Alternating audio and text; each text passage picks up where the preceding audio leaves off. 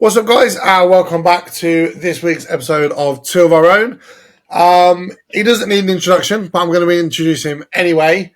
Tottenham's biggest critic, Harry. How you doing? Hey, you're right.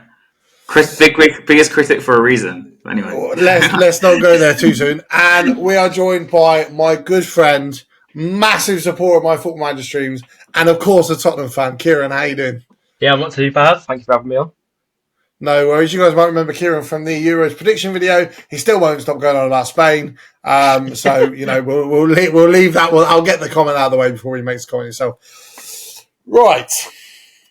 On Sunday, it's the North London derby. Harry's face pretty much sums up how I think most of us are kind of feeling. But before we talk about the game, and before we talk about the ins and outs and Harry goes on a depressive rant about the high line and the lack of a six and whatever else he's got up his sleeve, we're going to just throw straight in and we're going to debate a recent form back in the last year, current season, North London Derby 11. To break the ice, it's Kieran's first time on the podcast, to break the ice, to break the seal, to get us in the Derby Day spirit. So, Harry, first and foremost, I'll let you start with your goalkeeper, and I know what you're going to say, and I've already prepared a counter argument. Yeah. So, who's your Ciaran? Vicario. Well, there is a reason why he was our first choice. Right, but I'm going to say, basing it off of recent back in the last season, this season, Vicario went an entire season without making a mistake leading to a goal. Ryan last season made two the thing mistakes. Vicario is very weak on corners, though, mate. And I'm not saying that he doesn't need to improve, but my counterpoint to that is how can you put a team one goalie above another if one goalie's made actual mistakes himself leading to goals and the other one hasn't? Also, you forget that Raya wasn't he came in on loan last season, yeah? And he still a permanent player. Let me finish. He had to wrestle the Ramsdale keeping gloves off him, ready to get the first team spot. So it wasn't really a wrestle. He threw one push and don't you remember the whole Arteta coming out and saying about the keepers, which kind of gave mixed messages, to be honest, to both of them, if I'm being honest. Yeah, but and it's not it's like back in the day when we had Friedel and Lloris, yeah. Before Lloris was first choice, ABB was like, I'm sticking with Friedel, I think it was, for the first, whatever it was, 10 games. And eventually Lloris got the spot, but he didn't really let him have it, straight away. Lloris was the better keeper, I mean, let's be honest. And obviously Friedel was agent at the time. So I think it was the same sort of scenario. And I think because Ramsdale was the first choice last season, even when Raya came in. Because if you guys don't remember, Raya was actually on the bench initially, and then eventually... Yeah, initially. I think, wasn't there one game where Ramsdale made a massive mistake and then Raya took Raya back out again, then Raya came in again the game after, and then he was in... You have to take into consideration Raya has more Premier League experience.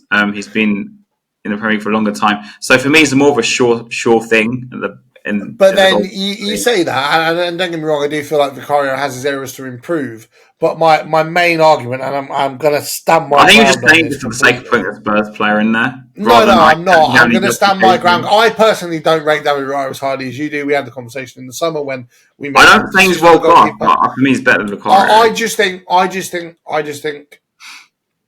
I think Vicario, I would argue, is more consistent. But I would argue Raya's top games are higher than Vicario's higher top games.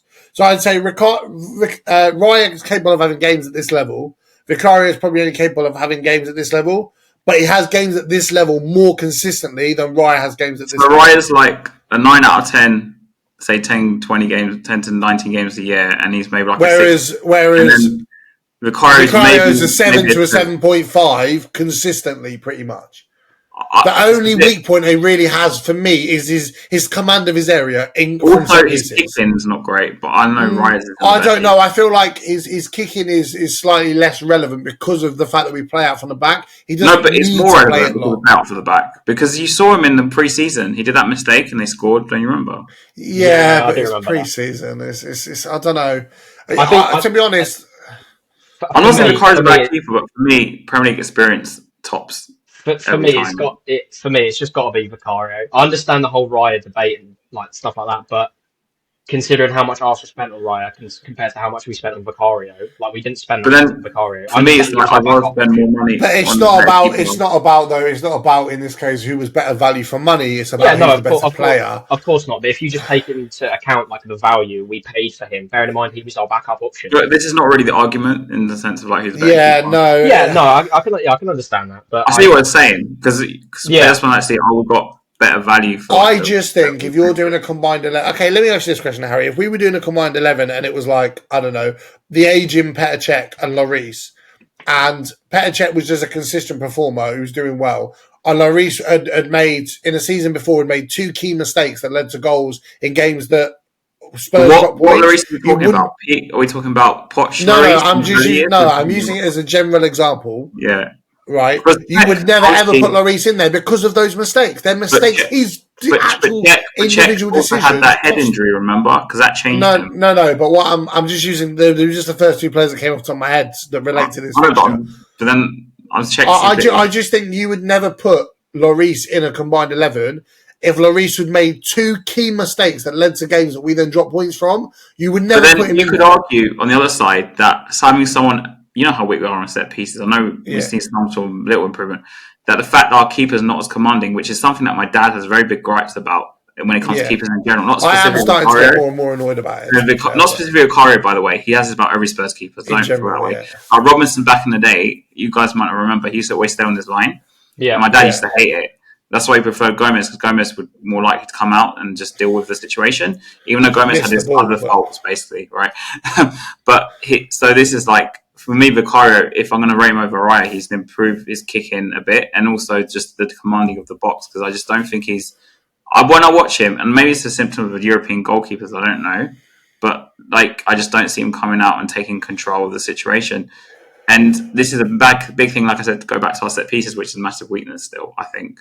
So, no, if he did that a bit more, maybe we wouldn't have as many situations. I agree, but I also think while Vicario's decision making on set pieces is quite poor, I do think collectively our decision making from set pieces is quite poor.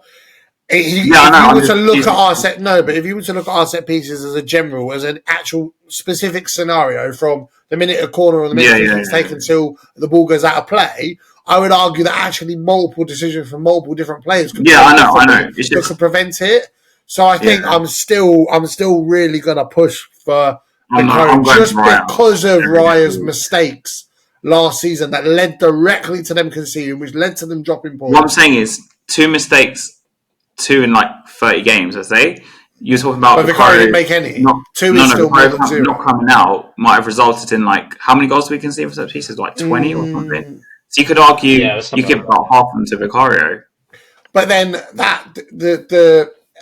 I can only go without looking at all the footage of every single set piece we had and comparing what I would argue is Vicario's fault versus not. I can only go by what that stat deems as his mistakes.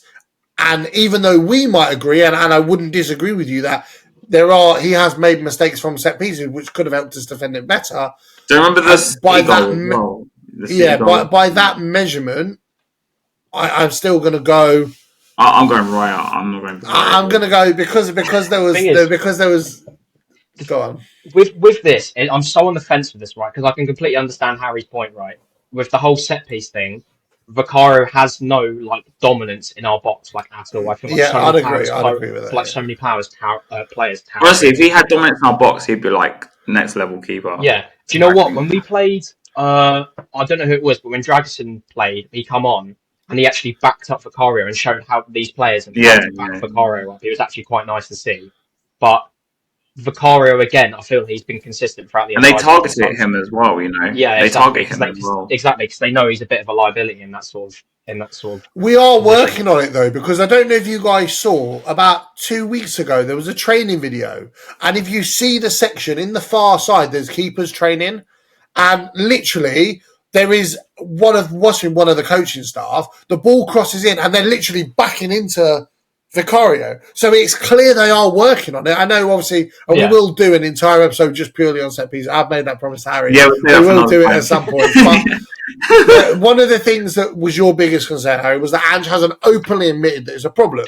And at the time, I turned around and said that don't openly admit it as a problem because you're making more of a meal out of it. Deal with it silently and then go look at our improvement. When I saw the training video, the goals off set pieces after we are. But have you noticed so far at the beginning of the season, Vicario hasn't been targeted to the level he was at the back end of last season. I mean, not yet. No, not yet. And I am worried it's going to happen. But if there was a cotton mill, I'm going to have to try and find the training video. But basically, there were people doing shooting drills and whatever. And in the far side, there was Vicario, and literally, it was one of the members of staff in full Spurs training gear, just kind of backing into him a little bit as the balls crossed in. And he was literally going over them, going through them, going like in front of them to grab the ball. And it shows a clear sign of improvement. I mean, he did it once. You watch now, he'll come out, miss the ball, and they'll score. It was Everton. I think he did it against Everton, didn't he? At the end of the game. Yeah. There was when they had that period of set pieces, he was coming out to them a lot more than what he had done. I think that's you watch. I'll end up being wrong. We'll concede from set piece because Vicario's come out and missed the ball. But I think I'm going to go because we can't stay on the goalkeeper forever. I think I'm going to go because there's two of us and because of the mistakes. I think I'm going to go Vicario. Otherwise, we'll be here forever. I do say there is an argument made for both. 100%. I'm very on the fence with this one. Like very on the fence because it's quite. It's weird because we've got Raya on the fence, Vicario. So we've got an even match of all of them. I think we can all agree that they're both. If you combine both, they'd be the perfect keeper. 100%. One's got qualities in areas the other one hasn't quite, and one's got qualities in areas that the other one hasn't quite got. So I think it's one of them. It's all going to come down to the type of game that's played at the weekend as to which keeper looks better. And how the defences play. But we'll go with Vicario. But there is an argument to be made for both. But I just don't want to be sitting forever talking about goalkeepers. I think we've all got the same back four, right? I don't know. Right, so let's start with left back. And I think the easiest answer for me is Udogie, just purely for the fact that his competition is Zinchenko, and Arsenal fans hate him. He doesn't play there anymore. They've only just signed Calafiori, who is a centre-back, not a left-back, for Arsenal fans. Crucify me. But Arteta likes to play with 4 centre-backs for whatever reason, because he's an idiot. It's because it works. Well, let's not go there. They have the best defensive record, you know. Okay, but for this position, if we're talking about Zinchenko versus Udogie, I think it goes without saying. Udogie every day of the week. It's easy. Left-sided centre-back, Gabriel or Van der Ven. It's Van der Ven by a country mile. I don't think there's an Arsenal fan that's not deluded that wouldn't disagree with that. Saliba, the right centre-back one interests me because if we were talking about overall, I would say Romero. Hold on 2 seconds. If we're talking about actual the time they've been in the Premier League, I think Saliba just actually, you know, Romero's been in the Premier League longer than Saliba. Yeah, no, that's fine. No, but what I'm saying to you, if we were talking about all career, and not all career, but if we were talking about internationals as well, then for me, Romero gets it because we see for Argentina the my kind issue of with Romero, player Romero is. The issue with Romero for me is just he switches off way too much. Yeah, I would agree. As we've seen in the last game. Would you argue though? But Saliba, for me, you saw what happened with Arsenal when they lost Saliba, man. It was they went to shit. Would you not argue though that Saliba partly is protected by the way their defence is set up, and if he was put in Romero's position in our system, he wouldn't be any better or any worse. Okay, so let's bring up another point. If you're going to say this argument, then you are making our defence as a shambles. Then, because if you're saying I'm admitting the style of play leaves our defenders slightly more exposed than slightly. Just slightly. I'm not saying any more than that because you know I like the style of play. I think if you put Romero in Arsenal system, he would be better. I still think he would struggle a bit in Arsenal system. He is now. If you put Saliba in Tottenham system, I think he's the same or worse than he is now. So I would argue the system protects Saliba slightly more a lot more than what our system protects Romero. And for Romero still to put in the kind of... I mean, if you talk about... I know you spoke about Romero switching off. there are so many individual performances where I look at him and I think that, like, if he did that every week, like Everton, didn't put him wrong. He was absolutely amazing against Everton. He was fantastic attacking boxes. He was fantastic defending the boxes from set pieces. That's like one game in like 30 something. No, but this is my point. If he could stay at that level every single game, then it would be Romero without a question. Another issue with Romero for me is I know we have to see over a longer period, but I still have the fear of the extra aggression and stuff. Like Saliba for me is a very controlled aggression player. Like as in he'll just go in, make the proper tackle, and not leave something else on him. And for me, Romero, I know he won the World Cup with Argentina and stuff, but I wouldn't say that's completely down to him. There was also Otamendi next to him, and it's not been long enough since last season without any defender would struggle on a high line. Okay, even Van de Ven, even though he's doing miracles right now and his hammies are all right, fingers crossed are okay. Over time, it's very possible that he might get a massive injury. I mean, the amount of running that guy has to do recoveries is unbelievable. It's crazy, and he shouldn't be doing that really. Like for any sane person, shouldn't be doing that. But like. For me, Saliba is like a rock. Yeah, like you know you're going to get from him. I know he plays for Arsenal, but I'm sorry, he's way better than Romero. I wouldn't say. In my opinion, I wouldn't say Romero's. I wouldn't say way better is an accurate representation. I would say Romero is either 10 out of 10 or 6 out of 10. Saliba is consistently. There are games Romero's put in where he's genuinely been flawless. I would say Romero is. He's either an 8. He's either a 9 or a 10 out of 10. Or he's a 6 out of 10. See, for me, and you're a little bit concerned. Whereas Saliba is a consistently an 8 or a 9 performer, generally. So I'm going to give it to Saliba. But I do think at the end of this season, I do think we'll carry on the momentum of a consistent and more mature Romero. And if we do that, then I think there is more of an argument. It is hard to judge Romero in this system. If he keeps switching off, then we'll have a different conversation. But then I would argue that there are other players in this system that also switch off. I know, but it's just because Romero's alluded for some reason by our fan base as like this amazing player. Yet I see them like after the Newcastle game, everyone was pointing fingers at Romero, saying, he switched off the goals. So you can't just like be like. But then I already said that in my opinion.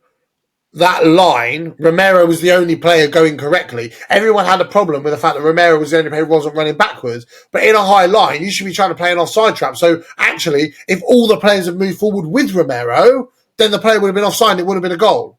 But then couldn't you argue that is personally, for me, there was a lot of factors to that. There's tactics, the fact that I think... Yeah, a little bit, I'd agree. Because you got fullbacks inverting. And at the same time, got to run back like maniacs to try and get back into position. Yeah. And because they're playing as number 10s almost. And then you got Romero, who's, I think, kind of given more of a free role than, say, Van de Ven, because Van de Ven's done the recoveries. So then at that point, if Romero's got a free role, you either give the fault to Ange for giving him the free role, or you give the fault for Romero to say, look, you need to also, you've got this three more aggressive roles of one of the two, but you still need to be like aware of like where you're going and whatever. I would actually argue, you're not going to believe what's about to come out of my mouth, but I would actually argue it's on Ange to not have the synchronization between the defenders. In that situation, all the defenders need to be aware you either all step up or you all step back. Make another point. He's the vice captain though, so at the end of the day, he's so surely then if he on the pitch is making the leadership decision to step forward, that's on the rest of the defenders to not pay attention to move forward with it. This leadership or whatever, and this more freedom, say, I'm saying he needs to still get back and organise the defence. That's what I'm trying to say. Yeah. But the thing is, it looked like he again switched off, and the problem is the system is part of this issue. Let's be honest. I don't even know where our players are anymore. Like, when I watch that, I'm just like, what the hell's going on most of the time? Because I'm like, you're there, but you're Maddison, so why are you so deep? Because you're meant to be number 10. And it's like, it causes problems in defence because, did you guys see my retweets on the Euro Experts video about I lost to Newcastle? Because he made a lot of good points. I didn't know. No, he did make some good points. He did make some good points. About like us in possession, us out of possession, and how that when we lost the ball to the Newcastle goal, you see like a 30 There's not enough reaction. There's not enough reaction to how we got from like this far up the pitch to like this mess like 30 seconds later. Yeah. And it's like, anyway. They don't know how to organise themselves when we're countered. Being countered isn't the problem. They don't know how to organise themselves once we're countered. Yeah. But then that down to the manager, I think, in my opinion, because it's just I'll argue a little bit. Okay, I'll go with Saliba. Now, this is a rock. Like right back is an interesting conversation because I'm back. I don't think it's a conversation. I really. I'm if you'd have right, hold on. Okay, 2 seconds before you both shoot me. If you'd have asked me last year, I would have said Ben White by a country mile because even though Porro was better offensively, he wasn't offering enough offensively to make up for the lack of defensive maturity. That being said, the back end of last season and then the beginning of this season, he's a lot better defensively than what he was before, and he's offering even more going forward than what he was. Ben White is literally an old school fullback, doesn't attack, sits there, anchors a defence. He's a centre-back playing at right-back. Let's be honest. He's a centre-back playing at right-back. But he has done really well there. He has and I'm not disputing that, and I do think he's a top player, but one of the biggest arguments me and Harry made pretty much one of the first episodes we started last season was Porro defensively is not good enough. He's getting in the right positions offensively. The end product isn't as consistent as we'd like it to be, but because he's being exposed defensively, the end product not being there's not really an argument. Now, back in the last season, the beginning of this season, not only is his end product consistency improved even more, but he's also improved that defensively. So I think for me, being able to be almost kind of the equivalent of a box-to-box midfielder, he can do everything in either end now and to a more consistent level. I was really worried about his defending towards like the middle of last season because there were so many times he was quite out and he didn't have a clue. The amount of times we saw back in the last season, beginning of this season, where he's been back, he's won the ball in times where he wouldn't. He's played the pass, made the run, received the ball, played the pass again, and we've scored or we've created a chance as a result of it. I really think he is one of our most important, one of our most well-rounded players, and for me, he gets in there without a shadow of a doubt. I think for us especially, he might even be like top 3 players we have at the club like right now. I genuinely believe that. I think I'd agree. Harry started a whole hour-long rant the other day about how we should play him on the right wing. And I'm not going to talk about the fact that I'm actually slightly leaning towards Harry being right, but I think, what are your thoughts, Harry? It seems like you agree with that premise. I'm about this because I was very critical. He was just sitting there nodding like a dog 2 seconds ago. Yeah, because I'm quite... you know what it is? Ben White, like, for me, I was very critical of him when he signed for Arsenal. I was like, why are they signing Ben White? I thought it was a bit silly. And he was shoved onto the right backs, and I thought, there's no way this guy's going to make a career of himself for Arsenal at right back. But he, like you said, he's very like old school defending. I think his recoveries are like really, really good. Yeah, there's games when I've watched him, and I think he's very underrated for Arsenal. Like he does so much work that gets really unnoticed, and covers for like when certain players go forward and that, and he even plays somewhat in midfield because they invert their fullback sometimes. So one drops in. So, but I have a bit of a bias here, not because just Porro plays for Tottenham, but I really like Porro as a player. So, and I think he, like Ciaran mentioned, he's probably one of the top 3 players. I think he's my player. I don't know if you asked me or someone else asked me this, who I think a player of the season is going to be. I said it was Porro. It was on. I said it would be Porro, so it'd be a bit stupid for me not to put him in. So that's the Porro has to go in there. Would you argue he's one of our most because obviously we talk about players have improved under certain managers. Would you argue he's up there with one of the most improved players under? Yeah, 100%. But at the same time, I think that's partly because of his own development, not just because of that. I think it's a collective of everything. The system suits him well. The style of play, the attackingness of it suits him well. The manager seems to be working with him well, and he's got the right mindset. And I love he retweeted. He works pretty hard. I don't know if you saw. Yeah, he retweeted a Pedro Porro comp the other day on Twitter, and he's like, "Thank you so much for making this. It means the world to me. I love our fans." And we always talk, and me and Harry have said this for so long about players that would die wearing the shirt. And we've spoken about Van der Vaart over the years. So many players over like that are, and I feel like he falls into that category for me. You just the minute he puts the shirt on, it just doesn't matter win lose. He's one of those players as well. One of the biggest critics we had under Conte was that a lot of players hid when we lost. A lot of players hid if they put in their own bad performance.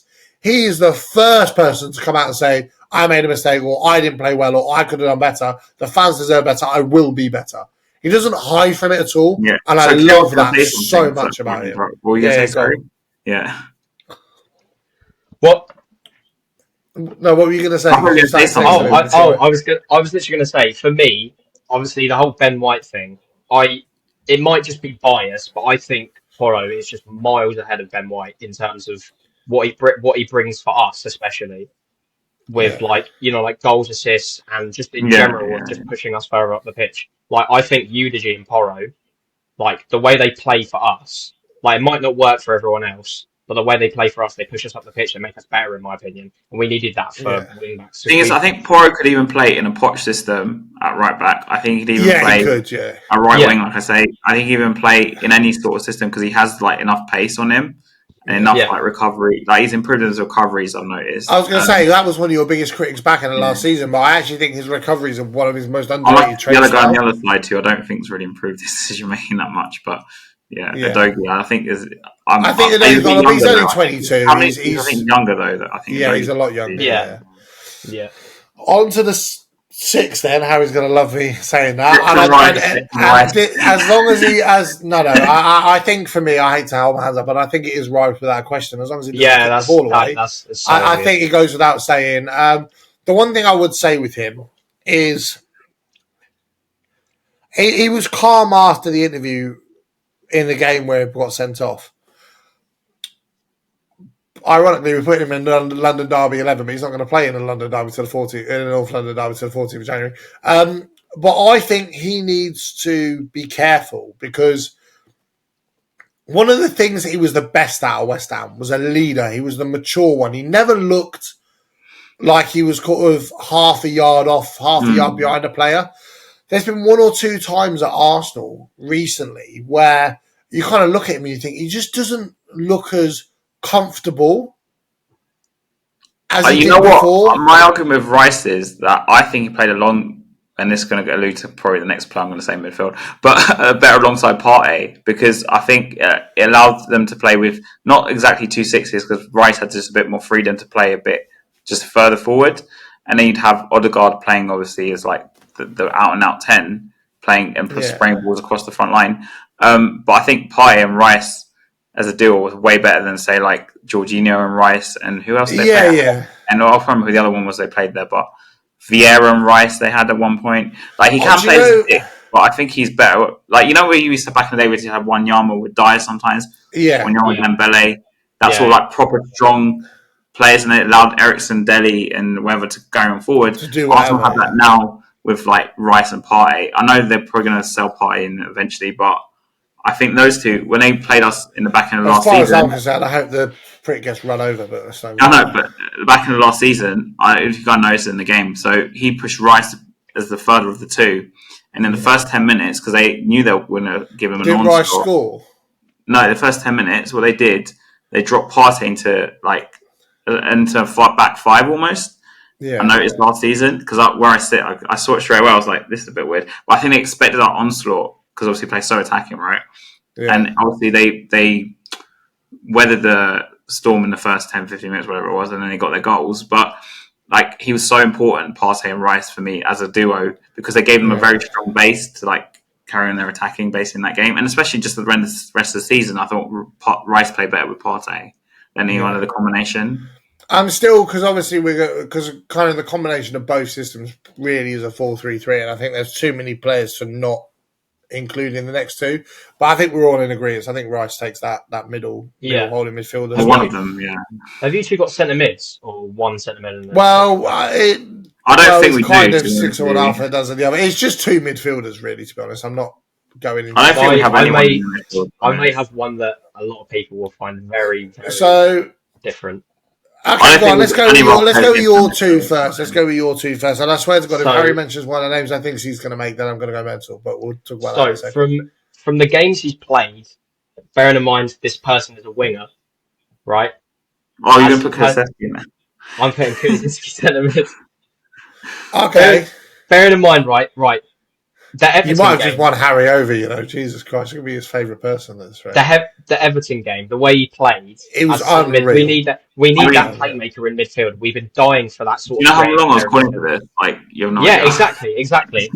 But we've been calling for a player like that, like a proper creative midfielder. Like he's not a winger. He's too slow to be a winger. I think he's too slow to be a centre attacking midfielder too. He's that support. His passing and his dribbling, the way he plays. is perfect. It's insane. And the way he uses his body as well to push players off is brilliant. Yeah. So that's Kulusevski, and then I put Odegaard just because it's Odegaard. See, for me, I'm going party with Odegaard because, and the reason I say this, don't get me wrong, I agree with your points, Ciaran, but I just think there's such a small sample size with Kulusevski. Especially I completely understand. He's played one game. If he played the next, say, like 10, 15 games in the middle, right? He was a 10 or an 8, and he was like really, really good. I'd be literally completely on your side. He was I completely understand. But with a short, and I want to see a larger sample size. By the way, I'm in that camp. I've been saying this since like the first 10 games on the Ange, probably. Since that Sheffield United. When he scored him in the middle, and I was like crying for him to put him in the middle like before that. But I was like, you need to play this guy in the middle, and he shoves him on the wing like the next game. But like, as in, if he did that over a longer period, I'd 100% put him in. But I just can't. So I'm going to say first of all that I refuse to include him in any conversation, considering he should be in prison. So I'm not going to mention him in anything at all. What you meant, Cooler? No, I will say by default, because we've all said him, I would say Odegaard goes in there. He's injured by the looks of it for North London Derby. If only they had some young attacking English midfielder, then they'd be all right. But instead, they sold him to Fulham. I think they'll drop Havertz into the 10 probably. I think. So I'm gonna say, obviously, because I'm saying Odegaard as well. So Odegaard goes in by default. One said Kulu. I'm not going to mention who Harry said, and I'm going to say on a counterpoint to that, because I was actually having this conversation with a Liverpool fan at work earlier, and I asked him his combined 11, and he actually said, now this isn't my pick, but he actually said Sarr, and the reason he said Sarr as a Liverpool fan was because of the sheer energy and the sheer athleticism that he brings. You need an engine in midfield. It's all well and good having the fancy rims and whatever on a car, but if you haven't got an engine, it ain't going to fucking go anywhere. And Sarr, for so many times, has been our engine. That being said, I don't think he started the season with quite the same level of quality as what he ended last season with. Hold on 2 seconds. So my counter argument to Sarr would be Basuma, because I feel like he does have that engine ability. He has that silkiness about him. And I think Basuma at his best gets in there. I would Kulusevski would be a massive argument for me, but I agree with Harry. I doesn't say this very often, but I agree with Harry. I do think the sample size is too small, especially in a top tier game. Is his work rate going to be the same? Is his defensive recovery going to be the same against Arsenal as it's going to be against Sheffield United? I just don't know. And because of that, for me, I'm going to go with Basuma just purely because Sarr started the season ever so slightly worse. But I think there is a massive argument to be made for Pap Sarr to be that other midfielder. What was your point, Harry? I'm going to be harsh. So for me, Sarr, don't get me wrong, I think in a few years he could be like really good, but I think he needs to improve on his own product. He's like, I agree with you as an engine, and I think maybe in 2-3 years might have a different conversation. We'll just see how his career goes. As for Basuma, I'm sorry, I think he's a bit of a flash in the pan player. I think he was great at Brighton, and I do kind of blame Ange partly for this, by the way, because he plays him in the 6 and he should be an 8. But and I don't think he's an opposite. I know he's doing a job sort of there, but I don't think he's consistent enough for a top 6 side. I think at Brighton, less pressure. He had a bit more freedom. I think it was a lot better. But I'm going to throw a curveball in here. But this is a very massive curveball because I don't know if we should be talking about. I was about to say Solanke. No, but Bentancur. But like on his day, okay. I think from all the arguments. Do you know what? Yeah, so I think from all the arguments we've made. The problem is after his ACL, like I don't know what he's going to be like. But I think you've got to go based on what you do know, and I think based on all the arguments we've made for that position, I think Bentancur probably is the logical choice, if I'm being honest, because he's got the experience that maybe Sarr doesn't have. He's got the consistency that Basuma doesn't have. He's not a sex offender like somebody else, and he's got more game time in that position to be able to judge it. Unlike Kulu. So I think the Partey Bentancur thing for me, it's more just like what kind of style you want to play. Do you want to play with like Arsenal play with 2, say more defensive players, and then let the attacking player just have a freedom, or do you want to play with a more like 6, 8, 10 midfield where you have one player doing like the Bentancur role? I think that's the midfield to get the best of both systems for a combined 11. I think that's the midfield we have to go with. And if we're doing that, then it goes Rice, Bentancur, Yeah. Odegaard. I think I can agree. I think Partey's got injury issues as well, so it's kind of a bit, you know what I mean? And Partey's not had started the season that well either, to be honest. But and he should be in handcuffs. But anyway, that's another conversation. Yeah, I know Harry's trying to keep the political side out of it, but it's very, very hard to with a topic like that. I'm trying to keep it out of it because we're talking about combined 11. So, but you can argue the same about Basuma, even though it wasn't proven. I mean, the only starting 11 that Partey should be in his prison. And Bental's got issues, off-field issues as well. I'd still mention them though. I mean, yeah. Okay, so we're going Rice, Bentancur, and Odegaard. We're going right and Odegaard. Yeah. Right, let's start on the right wing because I feel like this is going to be unanimous. I think the answer is Saka. Yeah, that's pretty obvious. Don't get me wrong, and I was actually having this conversation with an Arsenal friend of mine called Ryan the other day, and I do think Saka needs more goals to be considered world class. But I'd say he's consistent, but he's consistently like a 6.5. He needs to raise that to an 8.5 to be getting that world class bracket. But he's miles better than the options we've got. So I'll take him in a heartbeat. But the thing with Saka, though, that I would defend him on partly is that he was way overplayed last season and the season before. Yeah. Honestly, like Arteta, I hope. I mean, I say hope not, but I imagine he's going to rotate Sterling with him at some point or someone else because the guy. I think Sterling will actually rotate with Martinelli. To be fair, I think that's what. But I think they have a problem on the left now, Arsenal. Even though the player I'd pick on the left probably would be different to yours, but like for me, I just think that he's the better of obviously with the options we've got on the right. Yeah, I just think he'll benefit 100%. From some time from rest really. And I just think he's been. I should have said Odegaard and watched Harry ever go at me. I'm sure as Spurs fans we can all completely agree that we hate Saka with a burning passion. I don't like Saka, but he's way better than everything. He's way better than the options we've got. Yeah, but we left him by himself with Dan Davies in the last game. I mean, I don't know what you asked him to happen. Yeah. I think on the left, it goes without saying, because Marcel's trash and Sterling's been there 2 minutes. It goes without saying, his record, and Harry's about to disagree, and I dread to think who the fuck he's going to say. But it goes without saying, in my opinion, that the real Mr. Tottenham himself, his record against Arsenal is outstanding. His goal catalogue against Arsenal is outstanding. He is regardless of how you feel the last sort of 4 or 5 months have been, he is one of our best ever players. He's one of our best ever players to play in the Premier League. And for me, that left wing spot only belongs to Heung-min Son. 100%. Harry, go on. See, I'm putting if you say Sterling, I swear. There's no player here that can fit in that spot. I'm sorry. I'm putting Trossard no. I hate what Harry's just done because I completely forgot about Trossard. I'm putting Trossard on the left, mate. Because for me, the guy's such a tough player. Are you putting Trossard on the left to have Son in the middle? Yeah, basically. I potentially would be inclined to do that, and I'll tell you why before we hear Ciaran shaking his head. The reason why, Jesus is out of the question, Havertz for me is out of the question, and the only other player to go for the middle is Solanke, and there hasn't been enough of him at the top level recently to be able to make that judgment. I would have gone Son and Solanke just based on last season's Solanke. But that being said, I actually do think, because Trossard has been really clutch for Arsenal recently, I'm actually inclined to agree with Harry again. Someone put the winning lottery numbers on, because this has never happened before. I really, someone's bagged a second. I would be inclined to go Trossard and then Son, just purely for the fact that Trossard has been massively clutch for Arsenal. I actually think he's underappreciated by Arsenal. He's really underrated, man. Honestly, the guy.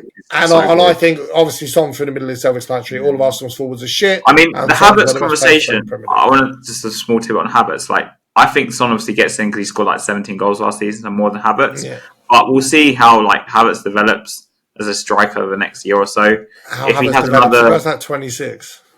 Sorry. Havertz is like 26. I know, but we'll see how he does. Like, if his goal returns like better than Son's or something, or like close to peak Son.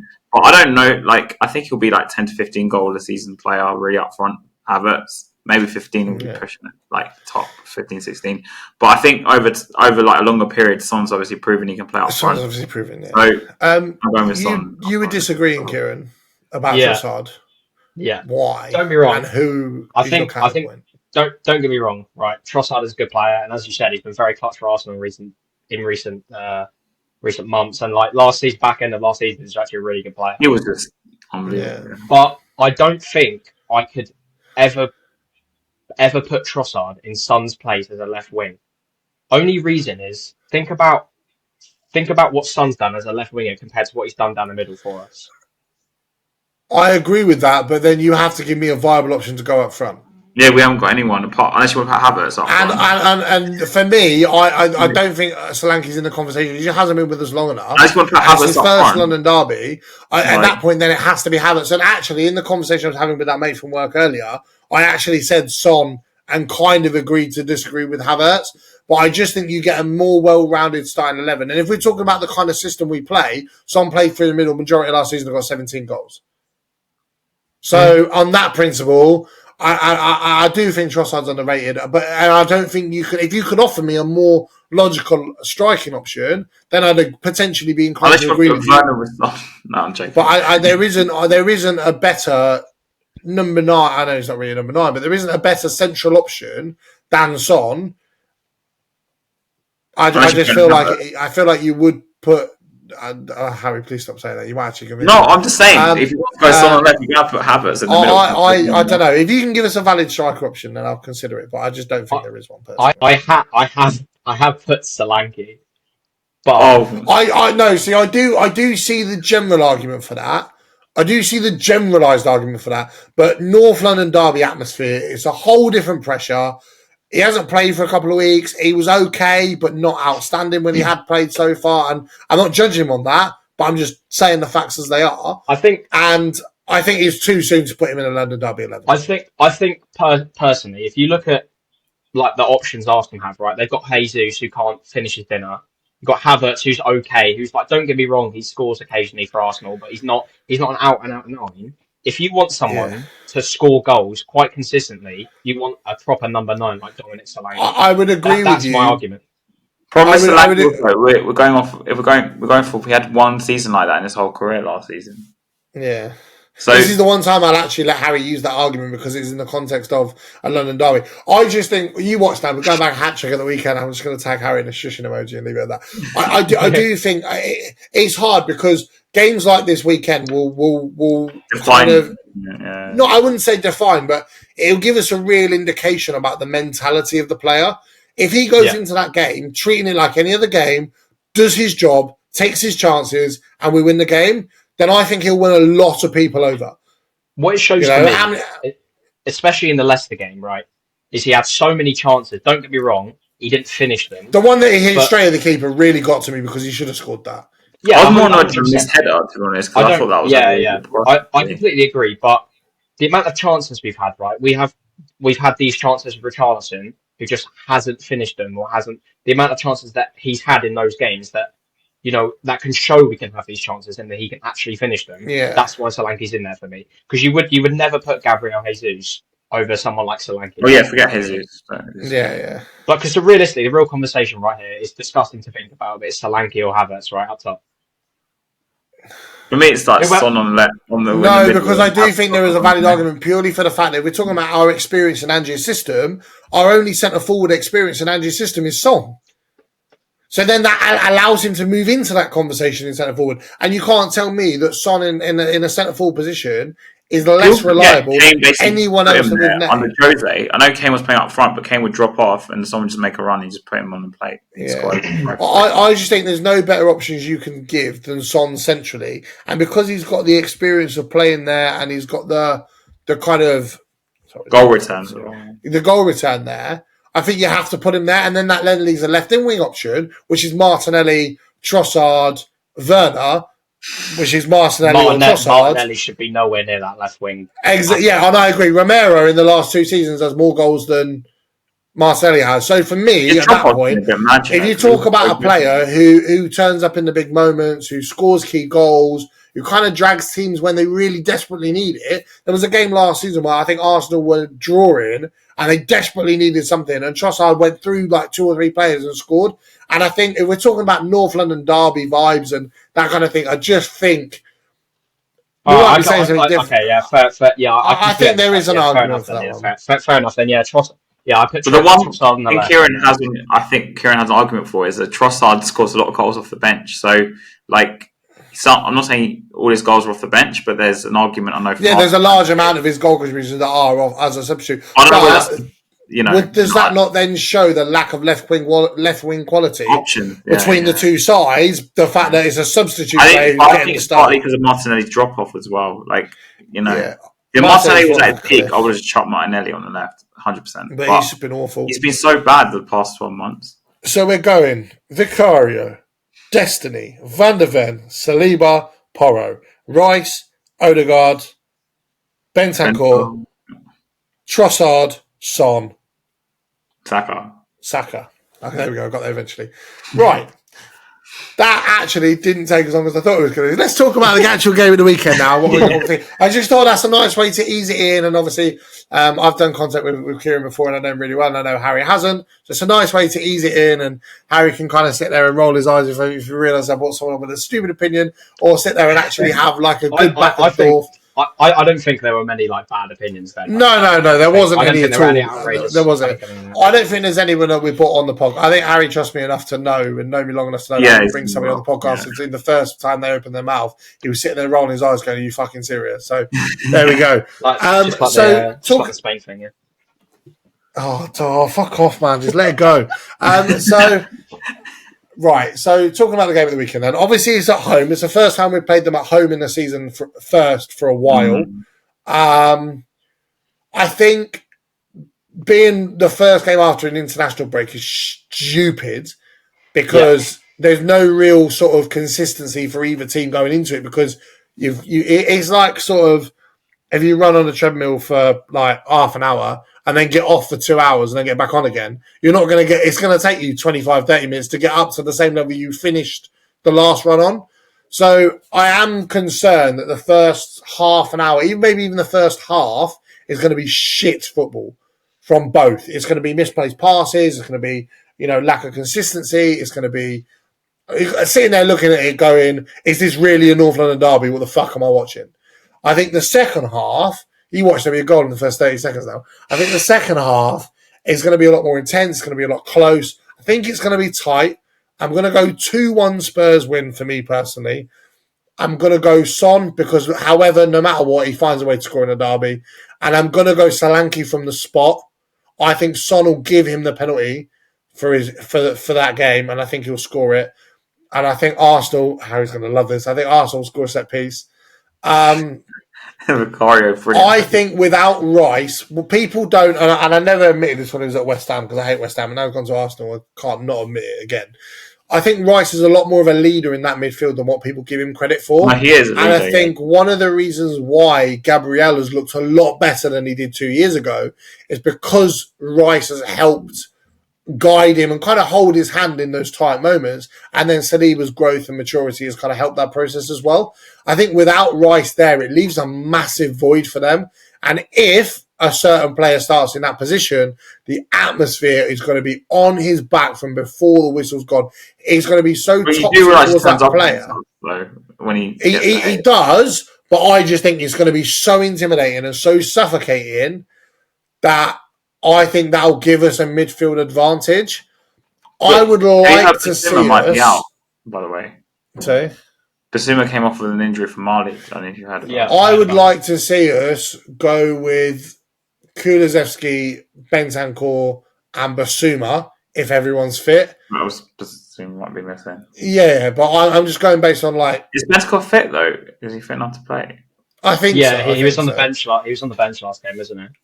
Yeah, you know what? He's had so many injuries. I've lost. I don't know if he's fit or not. Yeah. He had the head injury, didn't he? But his concussion sub. Is he right now? I don't know. Yeah, he's been fine. Yeah. So that's what I'd go with for our midfield, and I think the game will be won and lost in the midfield if I'm being real with you. So I'm going to go with a 2-1 Spurs win. I'm going to go Solanke to get his first Spurs goal.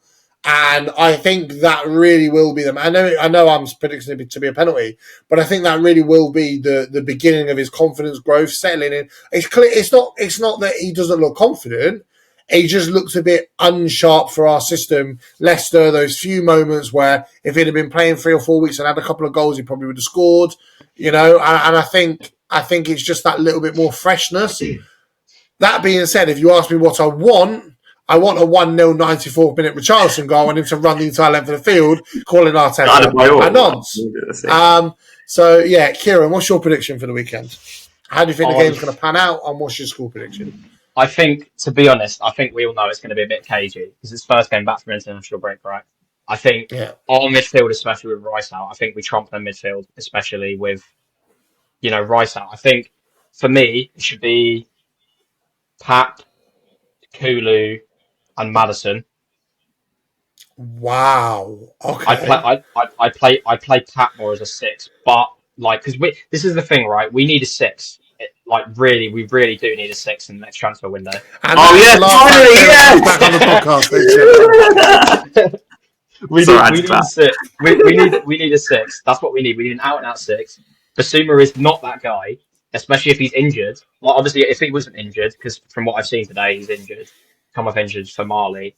I would play Basuma instead of Sarr, but it would be Sarr, Kulu, Maddison for me, and I still think I want to say 1-0. I'm going to say 1-0 to Spurs. I reckon Solanke will score just after second half starts, and I reckon we'll be right from there. Harry. Okay, so unlike you, just because Rice is missing, I don't think it means we immediately win the game. Obviously, Basuma's missing for us. I think Arsenal will probably play most likely something like Jorginho, Partey, and Havertz. I think Havertz will drop in. I think Jesus will probably start, but I think it'll be a case of Havertz might drop forward and Jesus might actually play a bit deeper because I think they'll try and counteract our midfield, which most likely will be, knowing Ange, more possession-based players. Now, the 3 I would play in midfield are probably going to be, after we just had the thing about Kulusevski, I'm going Bentancur, Sarr, and I'm stuck between Kulusevski and Maddison because Maddison had a really good game last season against Jorginho, so I'll be quite tempted to play him. But I think just because of sheer what game we're in, I'm going for Kulusevski. I know it sounds weird me dropping Maddison, but I think we need someone who can keep the ball more. And for me, I'd wear that 3. And the Bentancur Kulusevski played together in Juve together. Yeah. But I think it'll probably be 2-2. If you spoke to me 24 hours ago, I would have said an Arsenal win, but Odegaard got injured, so that changed my mind. It gives a bit of a chance. And like I alluded to, their midfield 3 probably something like that. And I imagine Arsenal will drop off more than us. I think partly because they're away from home, partly because they're missing Declan Rice. I just don't think they'll play as high because they don't have the same freedom. And so I think it'll be, if my goal scorer is probably going to be Porro. I think he'll score from Porro out. And I think Son will actually take the penalty and score. Even though I love how we've both established the fact that Arsenal are giving away a penalty, despite having the best defence in the league last year. Romero will probably give away a penalty to Arsenal, and I think someone will score for them. I hate to say it, but I think Havertz is probably going to score for them as well. That's only 2-2. Yeah. Okay. I say if you spoke to 24 hours ago and Odegaard was still fit, I'd be like, Arsenal probably going to win the game. I just think people massively underrate in a derby. It's not just about who's in the most form. It's not about who's got the best players. I think in a derby, home advantage plays such a lot. We've lost to Arsenal once at home in 8 years now. Our record at home to them is ridiculously good. No, isn't it twice? Because we lost under Conte and we lost under last season under Ange. Oh yeah, it's twice. Yeah. Oh, did we lose under Ange last year? Yeah, 3-2. Oh yeah, that was when I was in Bologna. Sorry, that was when I was. Okay, yeah, so twice. But still, that record is still ridiculous. And I just think the home atmosphere, international break, people have a chance to reset, and kind of refresh from the Newcastle game. What I really don't want is I don't want players to go into that game still hungover from the Newcastle game. Because the only way you win a North London derby, whether you like it or not, no matter, we could have lost 10-0 to Newcastle. Whether you like it or not, you have to just you have to reset going into a derby. Because the players can feel it. If the fans are holding on to the game before, the players can feel it. And I do hope that the international break works to our advantage in the sense of we've had a chance to reset, we've had a chance to refresh. A lot of our players had good international breaks. So, we've had a chance to reset and refresh and just go into the game feeling like we should kind of win because we're at home and then take the game to Arsenal. But I think both managers under massive pressure because Arsenal can't really drop many points now if they want to win the title. So they're going to come into the game wanting to win. Yeah, because they dropped points against Brighton, didn't they?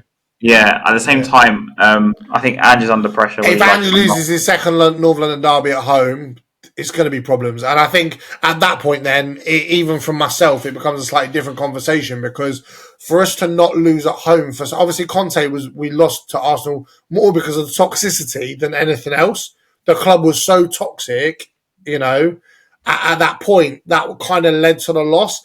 I think if we get to the point where Ange loses a second London derby at home to Arsenal, I think we're gonna have to sit and have a real conversation about. I think both of you, in my opinion at least, are underestimating Arsenal's resilience. Like for me, last season, I know they didn't win the title. Don't get me wrong, but they showed a lot of resilience to keep going compared to say the season before. And I think they would have learnt from that. And I think they know they have to go into the derby and win because if they don't, that's another 2 points dropped. That's 4 points dropped in 2 weeks, effectively. So, yeah.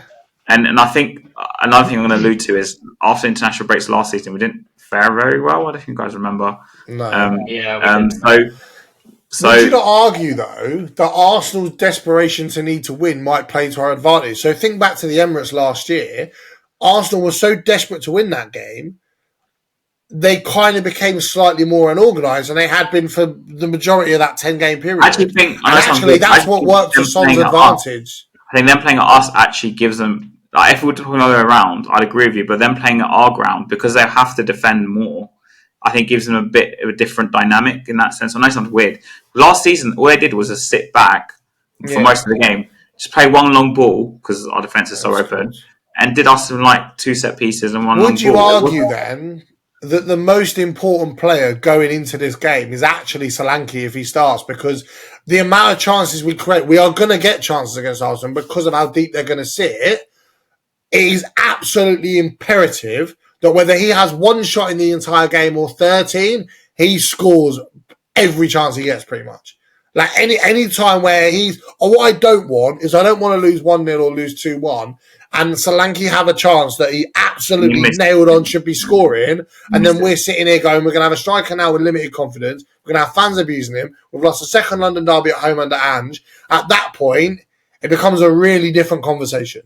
Honestly, if we lose the derby, like, it's going to turn really bad, I think. I think you're right, yeah. Yeah, I think you're right. Because like I say, I'd argue... Honestly, if we got a point at Newcastle and a point on Sunday, I'd be like ecstatic. I would have taken that hands down if we won at Leicester as well.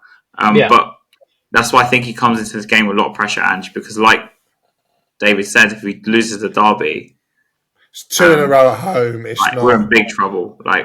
And especially because he's kept talking about the title last season, which is a bit weird. Okay, question. Would you argue then that on the flip side of that, if we go and win this game 2-0, let's say we win 2-0, Solanke Son scores, would you not argue that has such an adverse effect and a positive? Because it shows that the project does work against a team who's like 3 or 4 years further ahead than us. Because the only argument I could make if we were to lose to Arsenal, and it's a very, very hairline thin argument that I can make if we were to lose again, is that we're only 18 months into what realistically needs to be a 5-year project.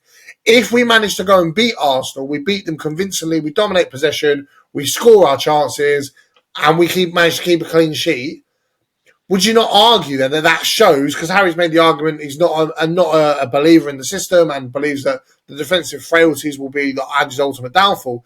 If we go and beat Arsenal 2-0 at home, who are challenging for the title, who are there or thereabouts, who are neck and neck with City, and we go and beat them 2-0 at home, we win convincingly, we score our chances, we create chances, it's good football, and we win that game, would you not argue that would then prove that this system does work if he gets the absolute perfect tools for the job?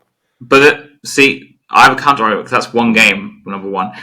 Number two... But it's the biggest game of them all. Let me finish, because the difference, I think, for me is under Pochettino in Poch's first season, luckily for him or us, I think he had like these skeletons of a side, and he went in that summer afterwards and bought, in the Leicester season, bought Alderweireld. He bought, he plugged a few holes that were missing, like they fixed the defense with Alderweireld.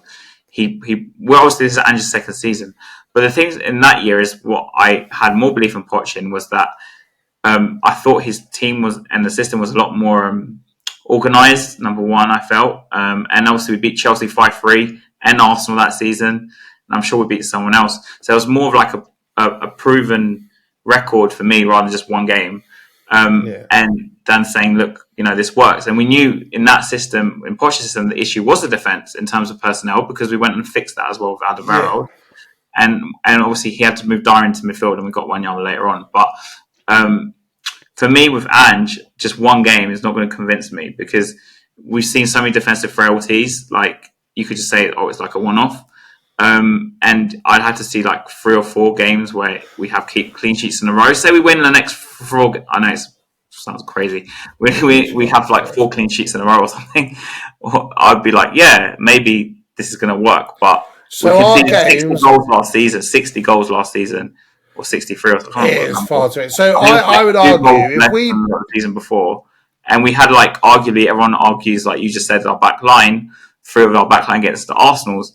But then you're telling me the way the Saliba was plugged into our system, he'd struggle more than Romero, which means the system itself must be an issue if you're saying something like that, in my opinion, right? Yeah.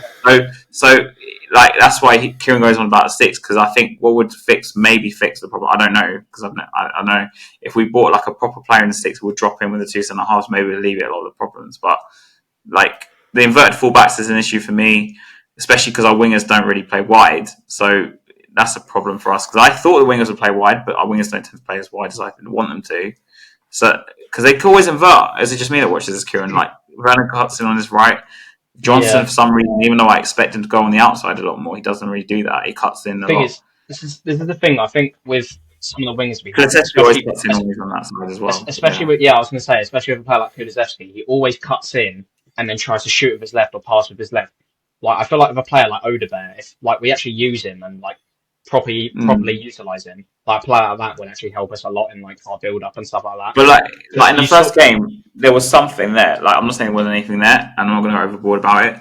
In the second game, he missed like one of the biggest chances I've ever seen, to be honest, with that miss. Do you remember what I'm talking about, right? Yeah, and he's open goal. He just hit that with his head. But like, I need to see a bit more end product from him to start thinking, there's a player there. But I don't know whether it's part of the coaching, because someone told me this, that in the first half of the first game he played, he was playing a bit more wide, and in the second half he was cutting in a bit more.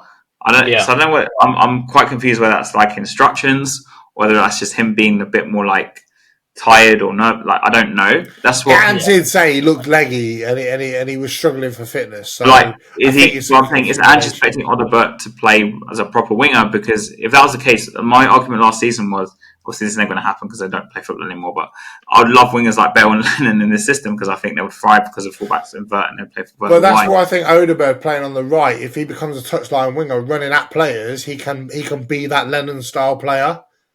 But on the left field, we would have them, because Son's not that real type player anymore. He was 2-3 years ago, maybe 4. But he's not now.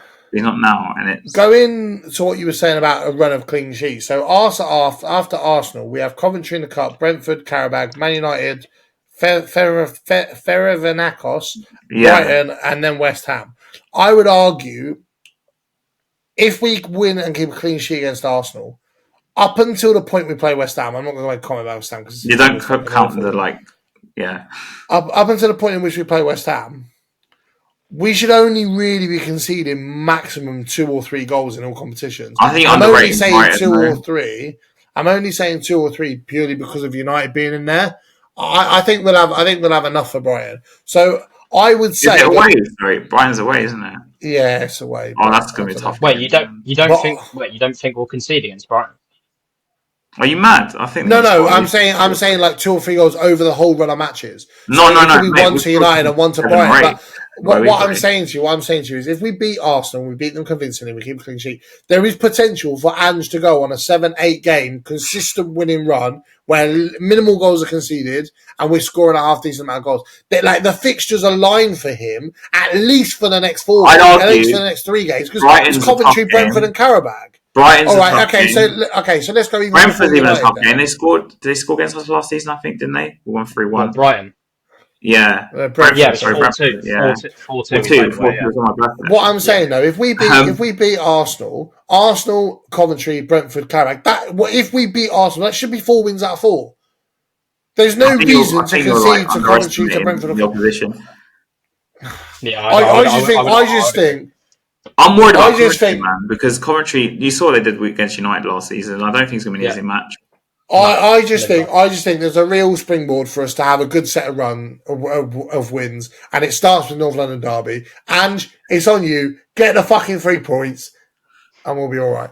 First weekend I'm having off in ages. I'm not booking off. So what worries me about the Derby? Because you spoke about Solanke, and maybe this is me, the old Spurs fan, talking compared to you two. But I remember Martin Jol, who was here for a few years and did a great job at Spurs. Now, the one season he got sacked, I remember we lost 3-1 at home to Arsenal in the Derby. I think Bell scored that free kick. And I remember there was a certain player called Darren Bent playing up front for us, and because he was like forced to play him. And Bent missed like a gilt-edged chance. And you talk about Solanke saying he can't miss chances. Like, if he misses it, then I'm getting like deja vu here when you talk about that. I'm like, no, please. Let's not write the script before the game's kicked off, shall we? But like, what I'm saying is, he had a lot. Joel actually came into that derby with a lot of pressure, I remember. And by the way, I wasn't one of the fans who wanted Joel to get sent out because I really like Martin Joel. I think Ange's on less pressure than what you think he is. I think Ange's on massive pressure partly because of the goals conceded, the type of goals we concede. From the fans, yes, but I think last season the type of goals we conceded, especially with that ball to Dave, Davies 1-on-1 with Saka. And it's just like, I think a lot of these problems can be fixed with not, obviously personnel would help, but just tweaking the system. You don't have to like completely, because what problem is, David, is like when you always say to me, and a lot of people fans say, do you want to go back to playing under Conte and Jose? We sit back. I'm not saying that. I'm just saying I want a more like refined, organised system. Like if we're having problems being organised at the back, don't you think that's something they could go on the training ground and say, look, we're in a defensive transition. You guys need to be standing this. But we don't know if they are doing that and if they're not doing that. But then you see the evidence, though, and it's just like, I just watch us defend on transition. I'm just like, what the hell is going on? Like, where is everyone? Yeah. We have the tools. We have the tools. We have the players for it. They should be defending the way that, Harry, I agree with you, to be fair. I think our defensive line, especially, we just get countered all the time. The amount of times you see that over the top ball, and we just get like. Even one thing to alleviate the problem is either you drop one of the inverted fullbacks further deep and say, look, like City do, and say, look, this time Porro is going forward, and then this time Zadogi is going forward. And I actually think Porro would benefit from playing. I know it sounds weird because he scored that goal the other week, but he's got his long shots. Yeah. If he was the one playing, say Dogo was playing forward, and Porro's almost playing like a 6. Sort of on the edge of the box, because then he has the pace to go back. It's playing as like a long shot player, so his long shots is like very high percentage compared to say other players. I'm sure there's some statistics to like back that up. So then at least Porro has the advantage where he can do a recovery and help out. He's one of our best players anyway. Like with Van der Ven, the disadvantage of that though, me putting him there is like we lose the crosser on the right. So it's like, well, what do we do? You know what? It's almost like both fullbacks are too good. Like offensively, like it creates the headache. Then if you're saying that, then we need to put one midfielders deeper then, because. Hey, listen, we all know if it was me, I'd play a back 3 and have Porro and Udogie high and wide. Yeah, I would as well. I think that's the solution. But he won't do that. So I'm trying to find solutions within the players we've got. So, or you play our only. I don't know. I think Ben Scott's the only player compared to 6 in this system, but he's got a problem in this. Yeah, I think we've got issues there. I think the best thing to do, personally, for me, is have someone like Van der Ven push up further, because obviously we have a massive high line, right? We have someone like that, like Van der Ven, that pushes up further, and then have a player like that, like Romero at the back, that's further back, because we clearly need that. And Udogie further back. We clearly need that, because we're just getting over the top all the time and constantly. There's just nothing we can do about it. So I'm pretty sure half the goals we conceded last season were either over the top or. I don't think. So the Joe Linton goal for me, I know we talk about the defensive line, but I do think an actual number 6 might have prevented that, because that hole we had that is the problem. Cleared up by number 6.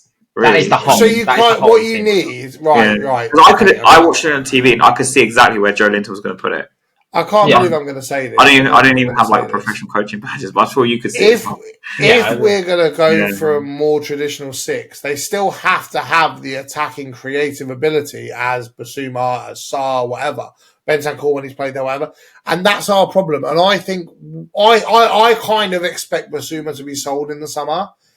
And if he is, I think we'll go and get My worry is about Cardoso. Oh, the guy from Johnny Cardoso. Yeah. My worry with Ange though is that the 2 sixes we had. Don't get me wrong. Like Skip wasn't the best 6, but we sold both our defensive players, like actual number 6s, and we didn't go out and find someone like them. And I'm not saying. Didn't I tell you, Harry? Ange phoned me the other day. He just did that to piss you off. I'm joking. Like I would personally, I know Højbjerg wanted to go, but like for me, we shouldn't have let him go without bringing some of his style in. If that makes sense, like. 100%, yeah. But we did, and we let Skip go as well. And I'm not saying I want to keep Skip, by the way. But at least the whole point of this summer, though, was more of an overhaul. But then if you look at Arsenal last year, they made like 2 squad changes, and one of them was God knows how much on Declan Rice. If Ange doesn't feel the exact person he wants for that position is available now, and he's gone, right, I'd rather wait another year, and then next year we only go and sign 2 players, and one of them £70 million on a holding midfielder, then in the end we kind of sit there and go, actually, for the sake of one more year, it's probably worth waiting to get the right player. So I feel like we just have to sit there and trust that Ange is waiting on what he wants. And he said this, people were talking about backup left back. And the guy who plays for France, the guy who plays in France, had a massive ACL injury. And that was our number 1 choice to be backup left back. And people were asking, why have you signed a backup? Is that my asking? Do you remember who it was? I can't remember his name. Oh, yeah. And Ciaran said, if it's not the exact player I want, I'd rather have no one and then next year go and sign the right player than sign a stopgap that you then can't sell in 6 months' time to then go and get the player I want. So I still feel that, and it comes with the whole transfer window that we spoke about last week, I still feel that there is another big summer transfer window to come. People are maybe expecting maybe another 1 or 2 player transfer window to come now because we've had overhaul changes. Actually, I think there's one more summer of overhaul changes where there's going to be 1 or 2 outs that people don't expect before we go to that summer of it's 1 or 2 signings to keep the squad fresh kind of thing. I still think we're going to have one more big summer. And I wouldn't be surprised if we go and sign a rotation left back in January that stays on loan from like a Denmark or a Belgium or somewhere like that where the clubs have gone and scouted and looked at and bought in, left on loan and then bought in permanently, because that's better than just getting any old person this summer. Is if we're going this route, is we've signed too many youngsters. Like I'd understand we got one, like just Odebert, for example, and then we spent the rest of the money on like 2-3 first teamers, but we're banking on something, like you say, a 5-year project. Like Ange hasn't come out and said, Ange normally within 2 seasons he wins something, as we all hear every time. Yeah. So is he going to still be here in 5 years? Is another question. I mean, like that's a question for another topic. And on that note, another podcast. And on that note, that brings us to the end. It's been good. Obviously, a little bit longer this week. I think this might be our longest one, but obviously it's a North London derby, so it's kind of bound to be. Ciaran, thank you very much for your evening. I know Ciaran's been asking me literally for months to come on the podcast. No, Ciaran, you're a really good man. He hasn't had the facilities to be able to come on. The phone he was using was basically a brick and didn't have the app that we record the stuff on. So he managed to sort something out for this time, and it's been really good. And like I say, it's been a pleasure to have you. I know yesterday we were up till like 4:30 in talking. Monday night as people are watching this, and we were talking about it, and I know you're really excited and you've looked forward to it all day, and do you know what, it's the first time in a while I've actually looked forward to previewing the North London derby, so when we lose 4-0 on the weekend, blame me. Harry, as always, obviously it's a pleasure. Next week, having me on. Thanks for having you on. Like you're not like I'm not like here every week. I think next week it might be worth sort of talking about the Europa League and talking about our expectations. We've got for that. commentary on Wednesday, by the way, next week, so we might have to talk about that. Yeah, but the problem is the episode is going to come out after the game's played. Oh, that's but true. before, we're going to be recording it. Before. Yeah, we've got Brentford on the Saturday. I just don't know if I could be asked to preview the Brentford games. I don't want every episode to be a match preview. We need to have another fun and game one in there. We'll keep that for whenever the next international break is. I'm sure there's one around the corner. But I feel like next week maybe it makes sense to just talk about cups and our expectations for the cups. Talk about the League Cup, the FA Cup, and talk about the Europa League as well. Because the Europa League is obviously a new format. me as a football manager player, as I've avidly said about 1,000 times, knows the format very well. Obviously, for Harry, it's his first real kind of experience with it. So I think it'd be good to talk about the cups, talk about the League Cup. Obviously, touch on that just a little bit because we would have known the result after. Talk about the Europa League, and obviously we'll probably leave the FA Cup till later in the season. Yeah, because it does start in January anyway. I think. But I think talking about the Europa League definitely is a big must for next week. And then the week after that, I don't know, maybe it'd be worth doing something a bit more light-hearted. Depends on how the results go. I think we've got Karabag the Thursday after that, I think. And then it's Sunday? Is that the United game, I think? That's why I think it makes sense to preview the Europa League one next week. Otherwise, you're getting to the point where you're recording on Tuesday, playing a game on Thursday, podcast going out on Friday. It's a bit of a pain. The Europa League we're going to have to talk about in arrears. So we're going to have to talk about it, what it was. It's on Thursday.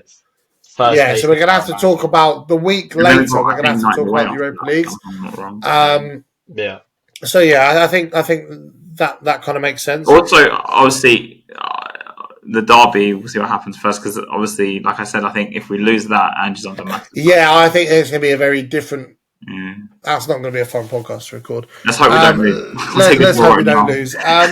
But I'm not going to on Saturday night, so that's what normally happens before a derby. If you guys are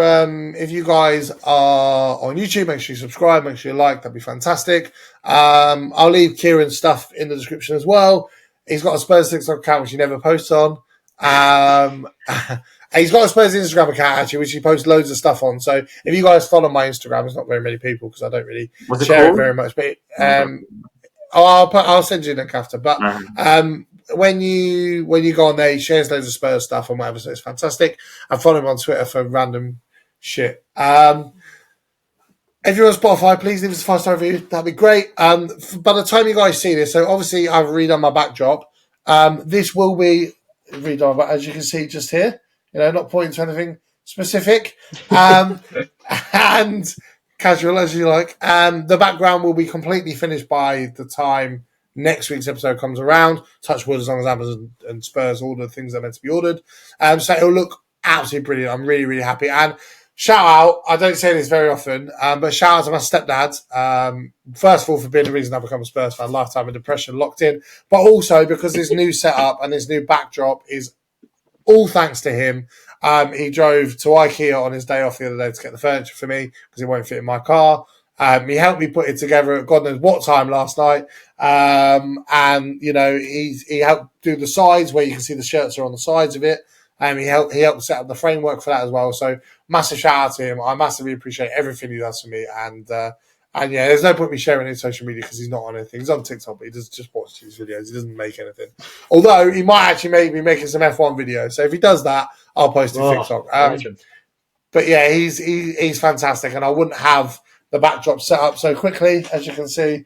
I wouldn't have the backdrop set up so quickly if it wasn't for him. So massive shout out to him. Other than that, as always, come on, you Spurs. Come on, you Spurs. Pray we get something. Fuck's sake, Harry. Round the Spurs.